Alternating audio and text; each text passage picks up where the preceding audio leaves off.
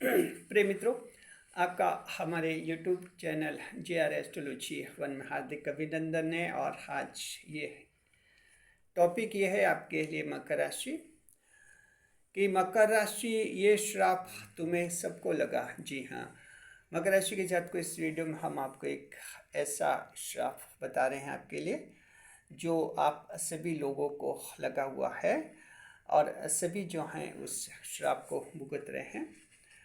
कौन सा ऐसा श्राप लगा है मकर राशि के जातकों को और क्यों भुगत रहे हैं, क्या नुकसान उनको होता है, सब कुछ हम इस वीडियो में बताएंगे। नए मेहमानों का स्वागत करते हैं।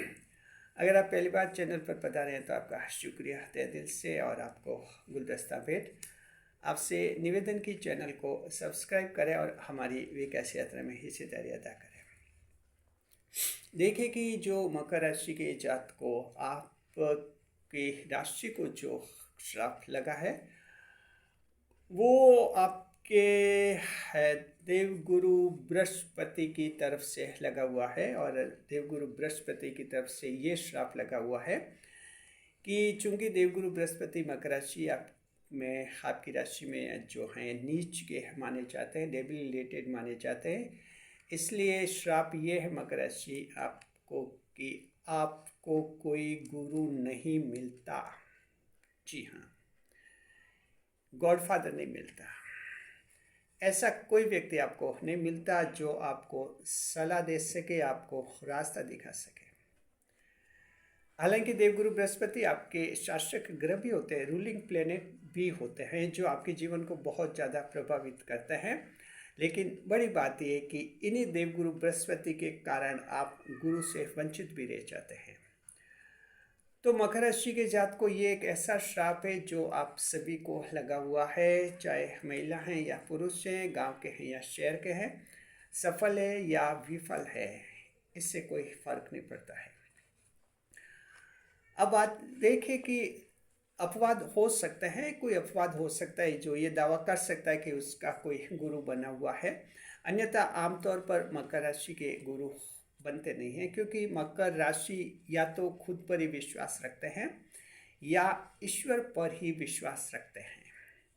आपका जो सेल्फ कॉन्फिडेंस है या तो खुद पर है या ईश्वर पर है। आपके और ईश्वर के बीच में ये जो दुनिया है और दुनिया में जो लोग हैं उनमें आपका इतना विश्वास नहीं रहता है। विश्वास नहीं रहता तो जाहिर आप किसी दुनिया के इंसान को अपना गॉडफादर गुरु मानते भी नहीं हैं। या तो आप ईश्वर को सब कुछ मानते हैं या आप खुद को ही सब कुछ मानते हैं, गुरु आप किसी को नहीं मानते। इसकी वजह यह कि देवगुरु बृहस्पति मकर राशि आप में नीच के होते हैं, इसलिए आपकी राशि में ऐसा होता है।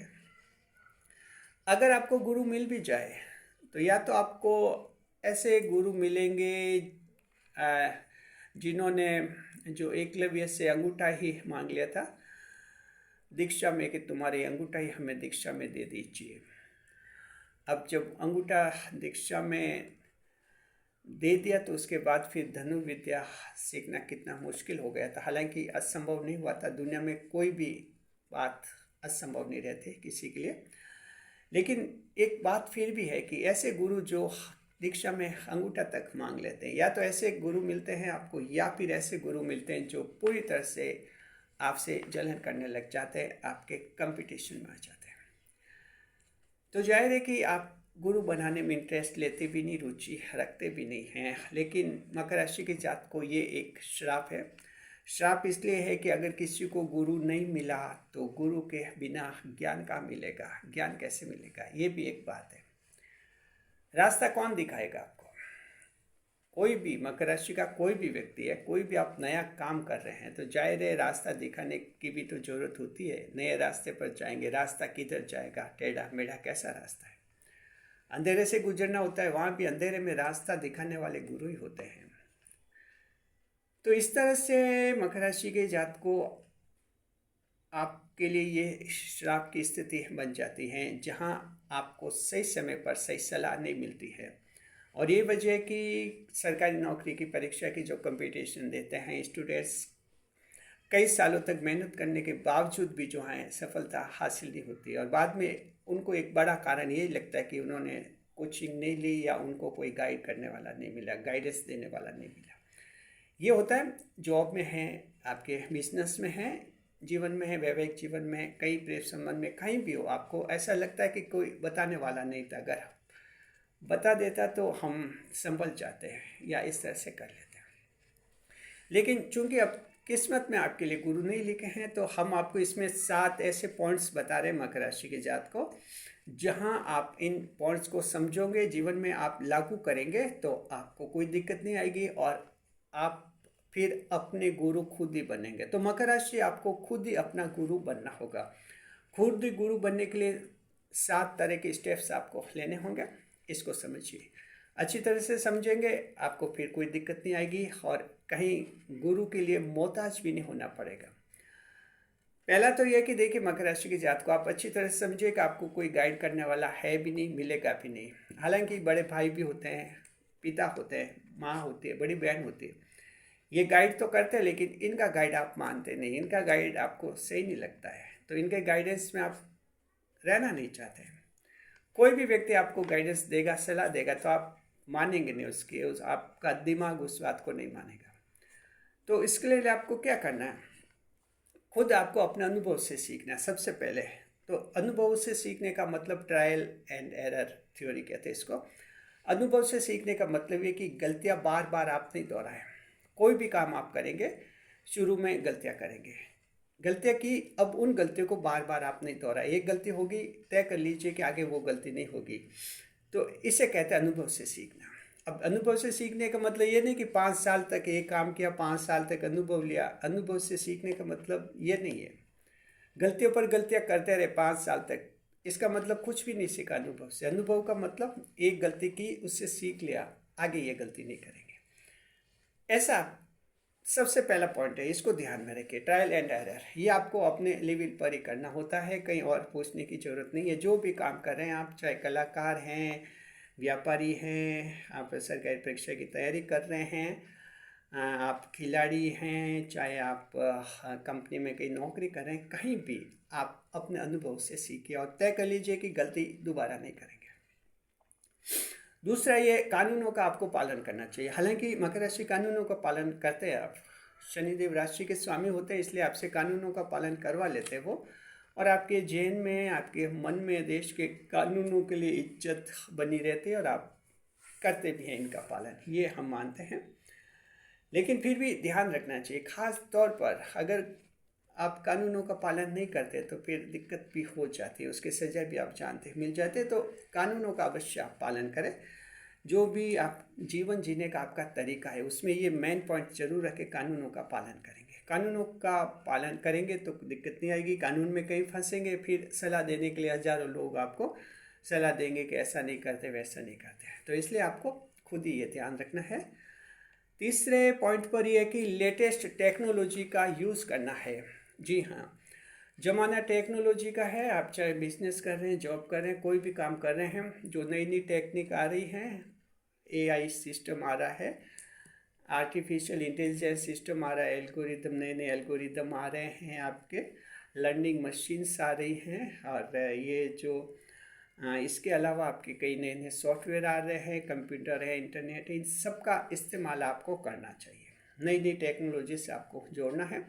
अगर व्यापार करें, बिजनेस करें, तो जो जो नई टेक्नोलॉजी है, देखिए पड़ोस दूसरी दुकान वाले क्या क्या इस्तेमाल कर रहे हैं, ध्यान रखिए उनका, और आपके दुकानों में भी उनका इस्तेमाल करें।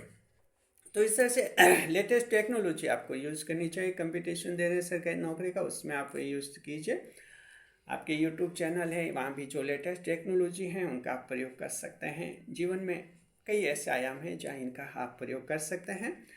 सोशल मीडिया का इस्तेमाल भी कर सकते हैं। तो अपनी इस तरह से ये तीसरा पॉइंट आप दिमाग में रखिए, फिर आपको किसी और गुरु की ज़रूरत भी नहीं पड़ेगी।